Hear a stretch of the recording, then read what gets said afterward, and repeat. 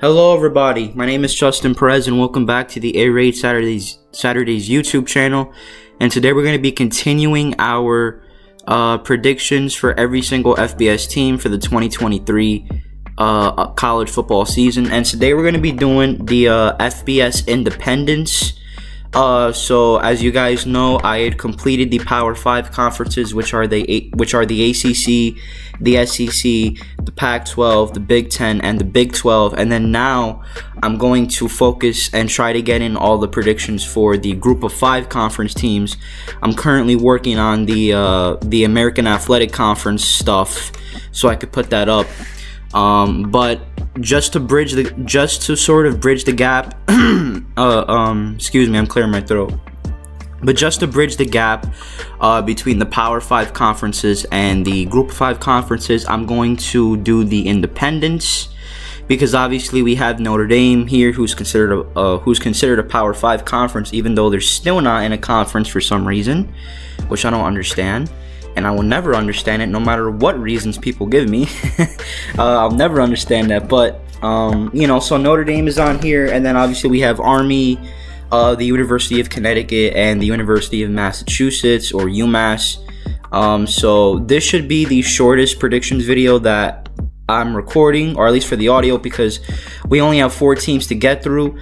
So after this, I'm going to be posting a video that I'm planning on doing. I just have to do a little bit of research for it, or not research, but I just want to see what other people think about this. But obviously, we've had a lot of conference realignment stuff happening in college football, and to be honest with you, even though I'm trying to look at the positives, I don't see how a lot of the recent conference realignment stuff is a positive for college athletics in general. So I'm gonna be doing a video on that. I'm hoping that it's not gonna be a super long video, but I do have some things that I want to say for that. But I'll try to get that out as soon as I possibly can. But right now we're gonna keep continuing our predictions, and we have the independents. So obviously, since these are independent teams, there will be no final standing projection, because obviously these teams are not in a conference. So there's no point in even, showing us slides of this quote-unquote standings, because there's nothing to worry about as far as that. And then there's only 4 teams to get through, so we're gonna hop in right in. I'm gonna go in alphabetical order, which means I'm gonna be starting with the Army Black Knights, the United States Military Academy, head coach by Jeff Monken, who's at his 10th year at Army. He's 64-49 throughout his tenure there. Last season, Army went 6-6, but they made no bowl game because of the fact that they had 2 wins against FCS opponents. Now, for those who don't remember, you do need at least 6 victories in a season to be eligible for the bowl picture. However, of those 6 victories, only 1 win over an FCS team counts towards bowl eligibility. If you have 2 wins, then only one of those counts towards bowl eligibility and not the other one. So technically, Army needs 7 wins to get to a bowl game, because as you can see on the schedule, they play 2 FCS teams again. Now, I don't know if they do that every single year. I'm certainly not the biggest follower of Army football, but yeah, they did play 2 FCS opponents last year, and now they play 2 FCS opponents this year. Those opponents are Delaware State and Holy Cross. Excuse me again. So they gotta get to 7 wins to get to a bowl game. Those 2 FCS teams they play against, like I said, are Delaware and Holy Cross. And they have 3 games against Power 5 opponents. Those are against Syracuse, Boston College, and LSU. They also have to face a tough slew of games against Group of 5 teams, that being Troy, UTSA, Air Force, and Coastal Carolina. So overall, they have a really tough schedule, but it's not terrible, and it is manageable enough, which is why I gave them a realistic expectations meter from 5 to 7 wins. Now, when looking at their schedule, I think that they're going to start 2-0. I think they'll beat Louisiana Monroe on the road on September the 2nd, and then they'll easily get by Delaware State on September 9th.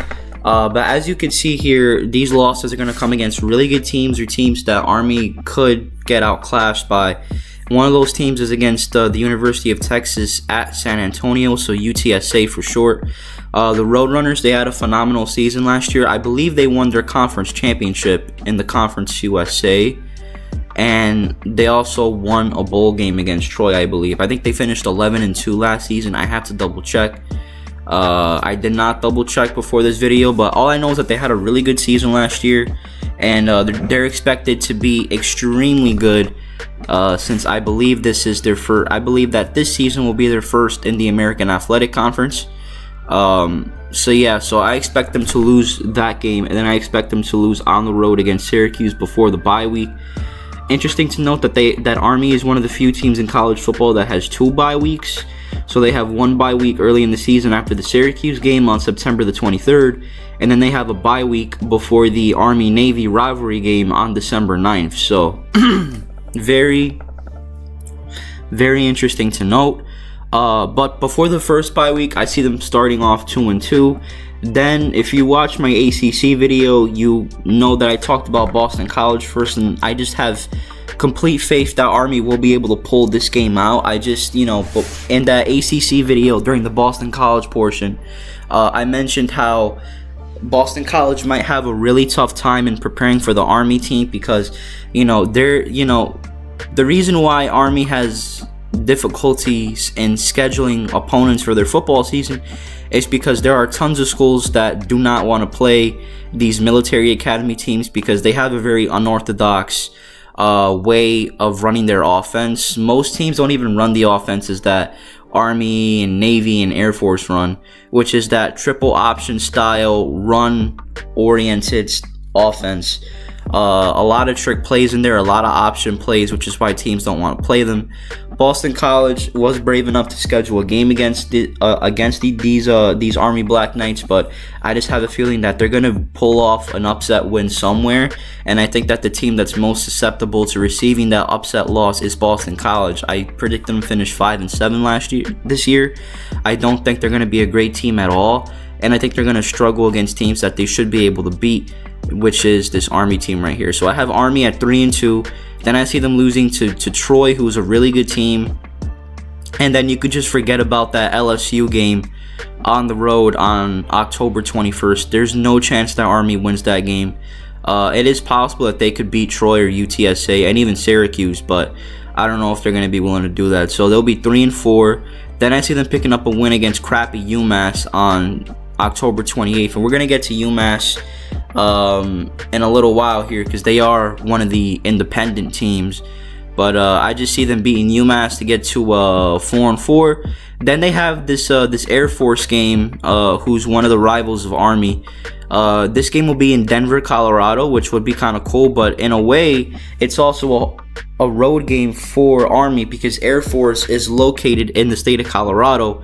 Remember, they're in Colorado Springs, so this will be more of a home game for Air Force, even though it's in Denver. And I see Army losing that game to drop to 4-5. Then I see them picking up an easy win at home against the Holy Cross Crusaders, I believe is what they're called, on November 11th. FCS team, nothing to worry about there. Then they got to play a really tough game at home against one of the better programs in the Group of 5 conferences, and that's the Coastal Carolina Chanticleers. I actually have really high hopes for Coastal Carolina this season.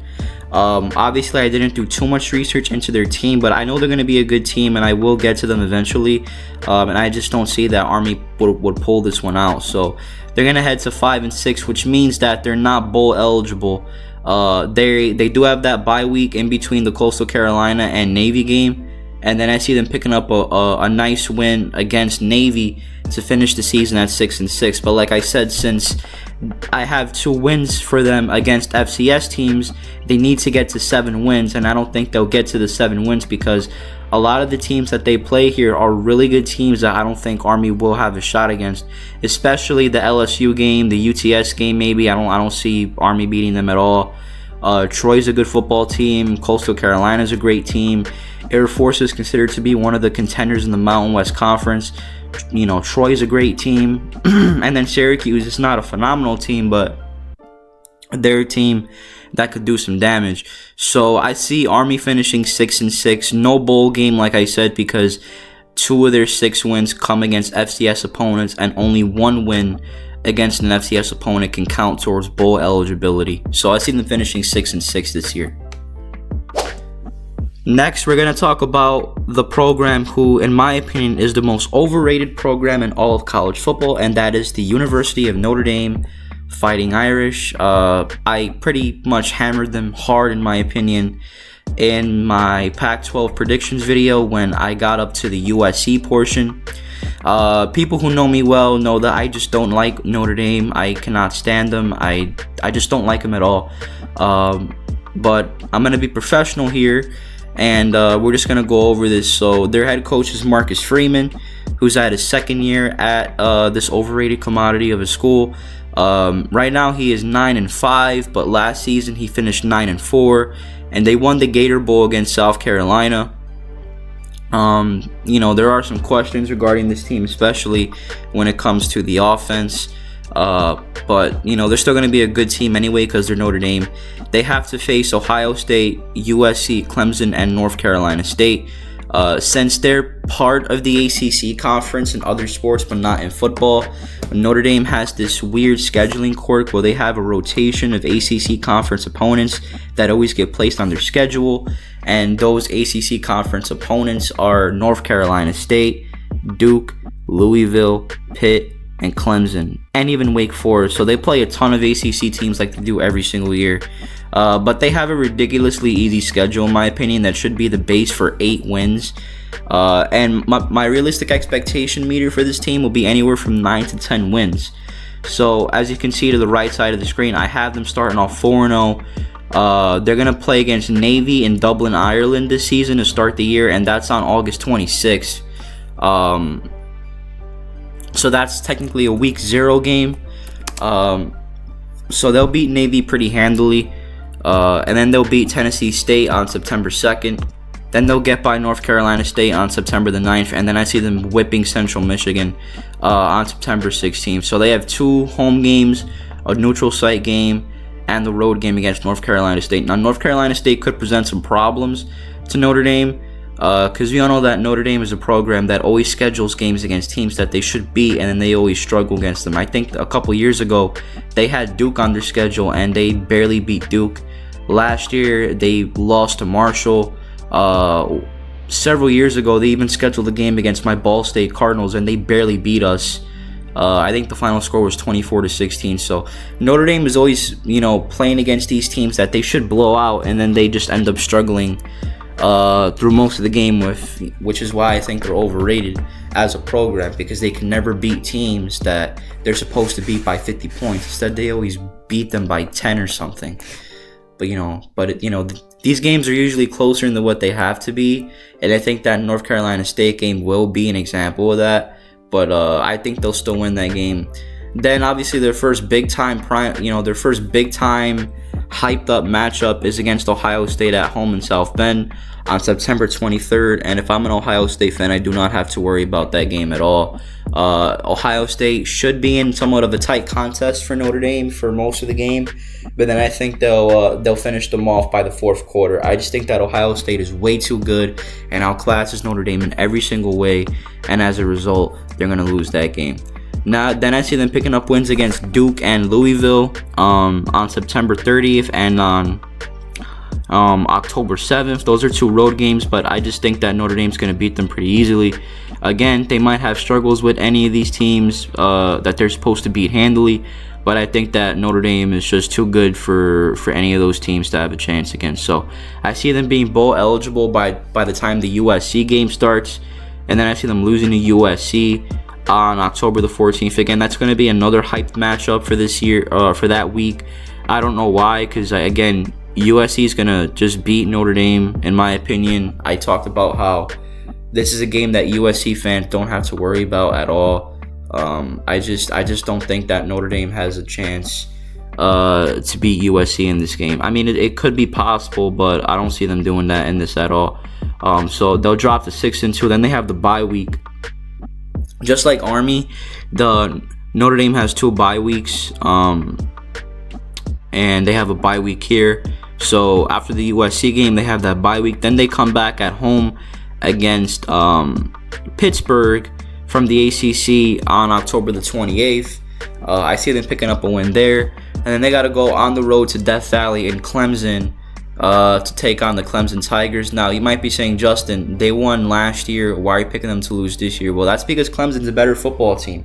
Obviously, DJ Uiagalelei just wasn't the best quarterback that Clemson could have had. He was pretty good, but Uiagalelei was pretty good when looking at his numbers, but there's a reason why he's off to Oregon State this year, because he just wasn't consistent enough to be Clemson's starting quarterback. And now they have Cade Klubnik coming in, and I think Klubnik is going to have a phenomenal year this season. I think last year was his freshman year, so he's heading into a sophomore year now, slated as Clemson's starter, and I do think that he will have a great year this year. I don't think he's going to be Heisman Trophy candidate worthy, but he's going to have a good year nonetheless. And let's be honest. Clemson is better than Notre Dame. So, last year it was just one of those games where Clemson lost because they turned the ball over a couple times, and obviously their quarterback wasn't super consistent. Now, I'm not taking anything away from Notre Dame, but when you look at it on paper, Clemson is the better team, and I do think that they will lose to Clemson to drop to 7-3. But then they have a bye week after that, and then they got to play Wake Forest at home on November the 18th, and then at Stanford on November the 25th. Those games should just be wins for Notre Dame to finish the year at 9-3. Stanford is an absolutely terrible ball club, and they're rebuilding. We talked about them in the Pac-12 video. And obviously Wake Forest, they're going to have a great offense still, but their defense leaves a lot of question marks for me. So I see the Notre Dame Fighting Irish finishing 9-3 overall during the season. Now let's talk about the team that shocked a lot of people last season, and that's the Connecticut Huskies, or the UCONN Huskies. They're head coached by Jim Mora Jr., who's at his second year at UConn, and he's helped revitalize this program that's been considered dead to many in college football. Last season, they finished 6-7, but they made a bowl game for the first time in many, many years. Although they lost the Myrtle Beach Bowl to Marshall, it was still a phenomenal season that nobody saw coming. Now, looking at this season's slate, they have 4 Power 5 opponents on their schedule, including the University of Tennessee on the road. They also got to play Boston College, Duke, North Carolina State, and I'm looking at their schedule. Who else do they have to play from the Power 5? North Carolina State, Duke, Boston College, Tennessee. I'll go through it as I go on. But yeah, anyway, they have 4 Power 5 conference opponents. Yeah, they're North Carolina State, Duke, Boston College, and Tennessee. I just got confused there. But yeah, 4 Power 5 opponents. And as far as the group of 5 teams are concerned, they also have to face Utah State and James Madison. Now, James Madison was a phenomenal team last year. Last year was their first season at the FBS level, but they had a really good record last year, but they weren't eligible to be in a bowl game for some reason. Why, I don't know. But realistic expectations, I would say this team will finish from anywhere from 4 to 6 wins. It's not a certain that UConn will make it back to a bowl game this year, but I think they have enough talent to make a bowl game again. They just have to pull off some upsets, but it's not like the schedule's not manageable. But again, they do have to, win some road games. The key for me to this season, they have to get more of a semblance of a passing game. Last season, when Zion Turner started, he was okay as a true freshman. He was okay at quarterback for UConn, but there was plenty of games that I saw last season where the Huskies struggled to have a decent semblance of a passing game. So I think their main goal for this season is to throw the ball more, and not just throw the ball more, but throw it with more consistency and complete more passes. And I think they can do that here this season. I don't think Zion Turner is slated to start this season. I believe he was the backup heading into last year because the starter got hurt. I'm actually looking up the roster right now to just remember. And yes, the starter for this season is slated to be redshirt junior Taquan Roberson. And Zion Turner, who's a sophomore, is actually slated to be the third-string quarterback behind Joseph Fagnano, who's a transfer senior. So, whoever UConn decides to throw out there will have a little bit more experience than Zion Turner does, even though Turner had a decent year for a true freshman at quarterback.